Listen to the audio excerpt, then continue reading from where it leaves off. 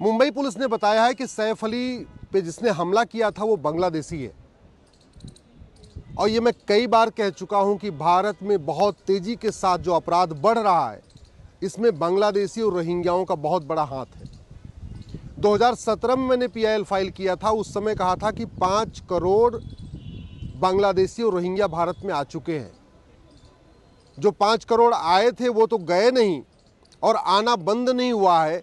आज भी बांग्लादेशी भी आ रहे हैं, रोहिंग्या भी आ रहे हैं। चोरी लूट झपटमारी तो कर ही रहे थे, मोबाइल छीन रहे थे, बाकी अपराध कर रहे थे, अवैध हथियारों का कारोबार कर रहे थे, ड्रग स्मगलिंग का काम कर रहे थे, प्रॉस्टिट्यूशन का काम कर रहे थे और अब तो हीरो हीरोइनों पे हमला भी करना शुरू कर दिया। इसका मूल कारण है 1946 का जो फॉरेनर एक्ट है, वो महा घटिया है, महा सड़ा हुआ है। 5 करोड़ से ज़्यादा बांग्लादेशी 2017 में आ गए थे, अब इनकी संख्या तो 6 करोड़ से ज़्यादा हो चुकी है। लेकिन किसी भी बांग्लादेशी घुसपैठिए जो उनकी जो मदद करते हैं, किसी भी मददगार को आज तक सज़ा नहीं हुई। जो लोग बांग्लादेशी रोहिंग्याओं का आधार बनवाते हैं, राशन कार्ड बनवाते हैं, ड्राइविंग लाइसेंस बनवाते हैं, बर्थ सर्टिफिकेट बनवाते हैं, वोटर आईडी बनवाते हैं, उन पे आज तक कार्रवाई हुई नहीं। तो इसलिए जो घुसपैठिए आ रहे हैं आराम से यहाँ बसते चले जा रहे हैं, डॉक्यूमेंट बनवा लेते हैं, बैंक में खाता खुलवा ले रहे हैं, जनधन खाता भी खुलवा ले रहे हैं, वोटर आईडी में नाम जुड़ जाता है, फिर वोटिंग का राइट मिल जाता है, फ्री का मकान ले रहे हैं, मुफ्त में राशन ले रहे हैं, मुफ्त में लोन भी ले रहे हैं, मुफ्त में वजीफा भी ले रहे हैं और अपराध बढ़ा रहे हैं वो तो ऊपर से। दिल्ली की डेमोग्राफी बदल चुकी है, आपके मुंबई की डेमोग्राफी बदल चुकी है। भारत के जितने प्रमुख शहर हैं वहाँ बांग्लादेशी और रोहिंग्या घुसपैठियों के कारण पूरी डेमोग्राफी बदल चुकी है। भारत की राष्ट्रीय सुरक्षा को बहुत बड़ा खतरा पैदा हो गया है रोहिंग्या बांग्लादेशी। भारत की एकता अखंडता को बहुत बड़ा खतरा पैदा हो चुका है। संविधान कहता है देश की एकता अखंडता मजबूत करो। संविधान में जो बातें लिखी हैं उसको लागू करने की जिम्मेदारी सांसद, विधायक, मंत्री और जजों की है, लेकिन उनको भी बांग्लादेशी रोहिंग्याओं के मानवाधिकार की चिंता है और इसलिए उनके ऊपर कोई कार्रवाई नहीं हो रही। घुसपैठ हमारी राष्ट्र की सुरक्षा के लिए खतरा है। जो राष्ट्र की सुरक्षा के लिए खतरा होता है उससे निपटने के लिए हमारे पास एक कानून है, एनएसए, नेशनल सिक्योरिटी एक्ट। लेकिन किसी भी घुसपैठी और उसके मददगार के खिलाफ एनएसए नहीं लगाया जा रहा है। घुसपैठ हमारी एकता अखंडता के लिए खतरा है और जो देश की एकता अखंडता के लिए खतरा हो उससे निपटने के लिए कानून है यूएपीए। 6 करोड़ से ज़्यादा घुसपैठिए भारत में रह रहे हैं, लेकिन किसी भी घुसपैठिए और उसके मददगार के खिलाफ आज तक यूएपीए नहीं लगाया गया। घुसपैठ की जा रही है भारत की डेमोग्राफी बदलने के लिए, घुसपैठ की जा रही है भारत में अराजकता फैलाने के लिए, घुसपैठ बड़े प्लान में भी की जा रही है। अपने आप में इनडायरेक्ट वॉर चल रहा है भारत में। और भारत के जो नया बीएनएस बना है उसमें भी वेजिंग वॉर का प्रावधान है। पहले वाले आईपीसी में भी वेजिंग वॉर का प्रावधान था। वेजिंग वॉर की धारा जिसके ऊपर लगती है उसको आजीवन कारावास और फांसी तक की सजा होती है।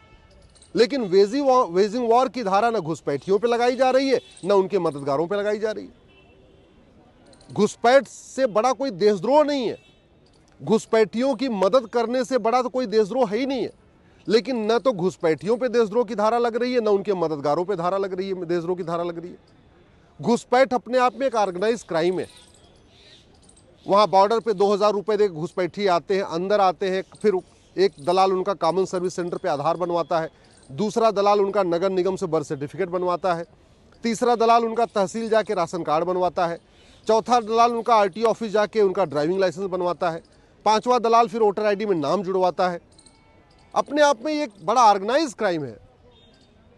कोई एक और दलाल आएगा उनकी झुग्गियाँ बनवाएगा, कोई और दलाल आएगा उनको नेताओं से मिलवाएगा, सब कुछ बड़े ऑर्गेनाइज तरीके से हो रहा है। इसके बावजूद घुसपैठियों और उनके मददगारों के खिलाफ ऑर्गेनाइज क्राइम की धारा नहीं लग रही है। महाराष्ट्र में मकोका है, लेकिन किसी भी घुसपैठी और उसके मददगार खिलाफ मकोका नहीं लगा। गुजरात के पास गुजकोका कानून है, लेकिन गुजरात में भी किसी भी घुसपैठी और उसके मददगार के खिलाफ आज तक गुजकोका नहीं लगा।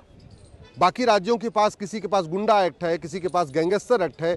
ऑर्गेनाइज क्राइम से निपटने के लिए सभी राज्यों के पास अपना अपना कानून है, लेकिन कोई भी राज्य सरकार घुसपैठियों और उनके मददगारों के खिलाफ गैंगस्टर एक्ट लगा नहीं रही। आज तक किसी भी सरकार ने घुसपैठियों और उनके मददगारों की 100% प्रॉपर्टी जब्त करने के लिए कोई प्रयास नहीं किया।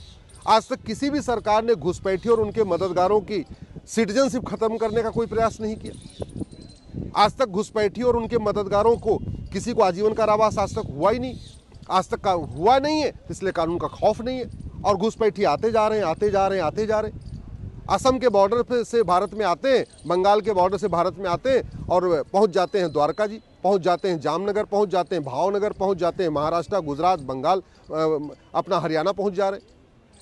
भारत के 800 जिले में से ऐसा एक भी जिला नहीं है जहां घुसपैठिए नहीं पहुंच चुके हैं।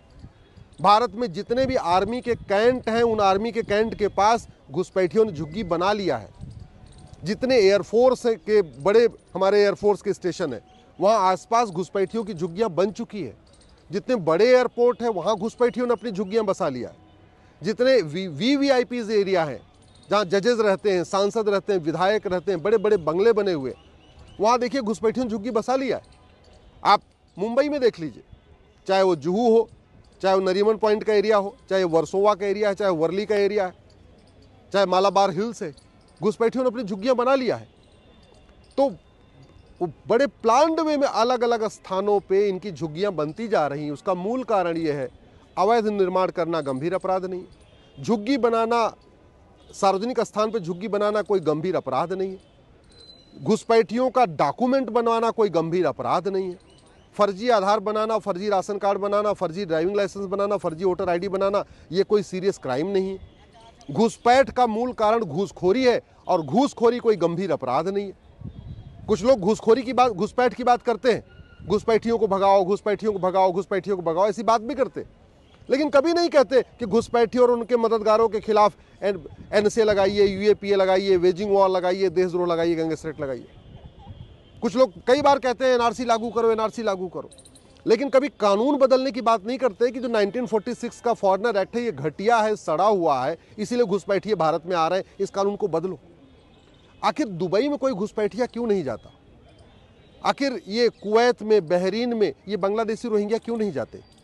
ये बांग्लादेशी रोहिंग्या चीन क्यों नहीं जाते? ये बांग्लादेशी रोहिंग्या जापान क्यों नहीं जाते? बांग्लादेशी रोहिंग्या सिंगापुर क्यों नहीं जाते?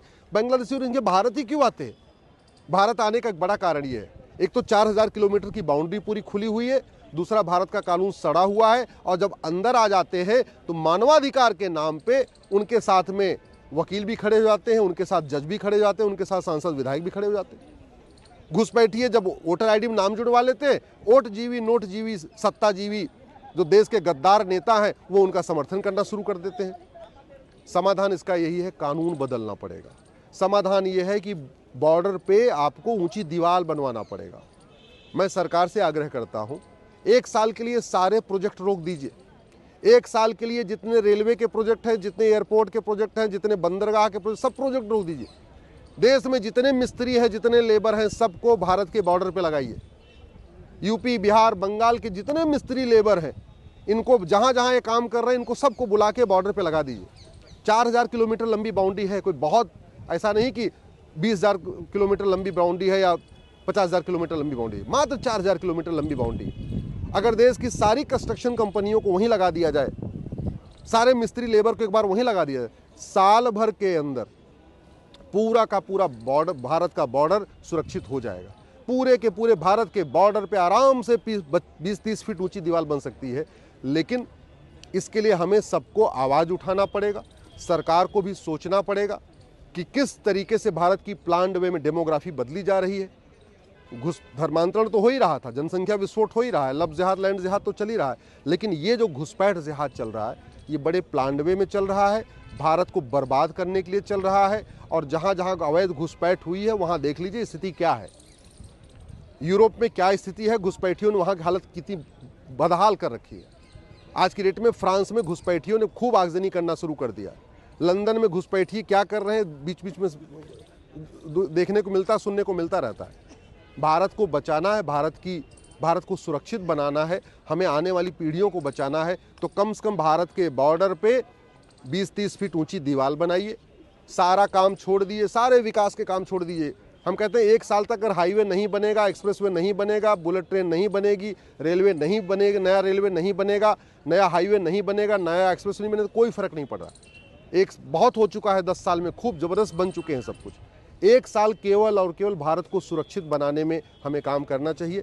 बाउंड्री ऊंची हो, कानून कठोर हो, भ्रष्टाचार के खिलाफ कठोर कानून हो, क्योंकि घुसपैठ का मूल कारण घूसखोरी है। जब तक घूसखोरों को कठोर सजा नहीं मिलेगी तब तक घुसपैठ नहीं रुकेगी। जब तक भ्रष्टाचारियों को आजीवन कारावास, फांसी नहीं होगा तब तक घुसपैठ नहीं रुकेगी। तो कानून भी बदलने की ज़रूरत है, दीवार भी ऊंची करने की ज़रूरत है। मैं आप लोगों से आग्रह करता हूं, इस विषय पे अपने अपने सांसद विधायक से मिलिए और मिल करके आवाज़ उठाइए।